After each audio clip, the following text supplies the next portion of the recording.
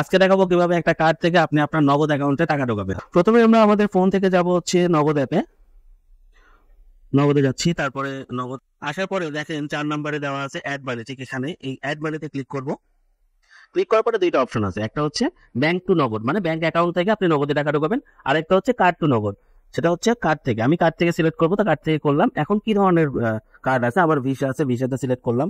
এইখানে লিখতে হবে আপনি যে নাম্বারে, যে নগদ নাম্বারে টাকা দিবেন, ইনসার্ট করবেন, সেটা সিলেক্ট করবেন। তারপরে পরিমাণটা মিনিমাম 50 টাকা হইতে হবে, আমি 50 টাকা দিয়ে দিলাম। তারপরে একটা ইমেইল দিতে হবে, যে ইমেইলে ইনফরমেশনটা যাবে।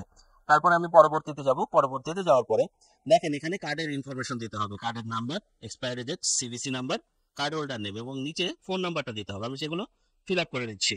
নিচে দিকে ফোন নাম্বার দিতে হবে, আমি সেই ফোন নাম্বারটা দিচ্ছি। ফোন নাম্বার দেওয়ার পরে আমি ভেরিফাই ক্লিক করব। ভেরিফাই ক্লিক করছে। এখন ক্লিক করার পরে একটা ওটিপি যাবে, ওয়ান টাইম পাসওয়ার্ড আপনার সেই ফোনে চলে আসলো। আমি এটা এখন এখানে দিয়ে দিব। তারপরে আমার ফোনটা ভেরিফাই হয়ে গেল। এখন আমি নিচে যাব, পে 50 টাকা, এটাতে সিলেক্ট করে দিলাম। এরপর এখন আমি সাবমিটে ক্লিক করে দেবো। এখানে সাবমিট ক্লিক করছি।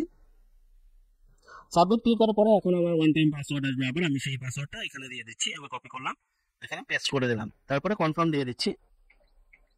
তারপর আমার ট্রানজাকশনটা হয়ে গেল। এইভাবে আপনি একটা যে কোনো ব্যাংকের যদি কার্ড থাকে আপনার কাছে, সেই কার্ড থেকে আপনার নগদে টাকা নিয়ে আসতে পারবেন।